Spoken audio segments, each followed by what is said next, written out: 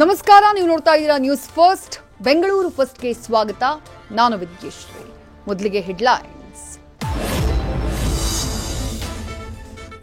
ನೀನು ಹಿಂದೂನಾ ಅಂದ್ರು, ಹೋ ಅಂದಿದ್ದಕ್ಕೆ ಕುರಾನ್ ಓದು ಅಂತ ಹೇಳಿದ್ರು.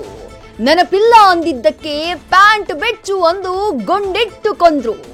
ಬೆಂಗಳೂರಿನ ಮಧುಸೂದನ್ರನ್ನ ಉಗ್ರರು ಕೊಂದಿದ್ದು ಇಷ್ಟು ಭೀಭತ್ಸವಾಗಿ.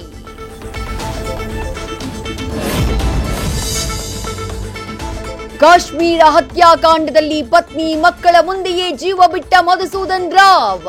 ಹೆತ್ತವರಿಗೆ ಇನ್ನೂ ತಿಳಿದಿಲ್ಲ ಮಗನ ಸಾವಿನ ಸುದ್ದಿ. ಕೆಲವೇ ಗಂಟೆಗಳಲ್ಲಿ ಹುಟ್ಟೂರಾದ ಆಂಧ್ರದ ನಲ್ಲೂರಿಗೆ ಪಾರ್ಥಿವ ಶರೀರ.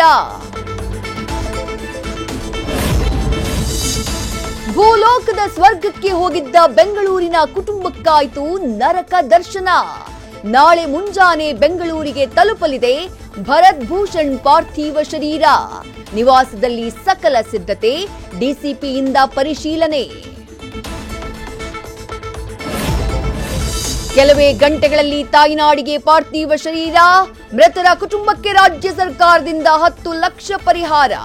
ಅತ್ತ ಕಾಶ್ಮೀರ ಟ್ರಿಪ್ಗೆ ತೆರಳಿದ್ದ ಇನ್ನುಳಿದ ಕನ್ನಡಿಗರು ಬಚಾವ್. ಒಂದೊಂದು ದೃಶ್ಯಗಳು ಭೀಕರ, ರಣ ಭಯಂಕರ.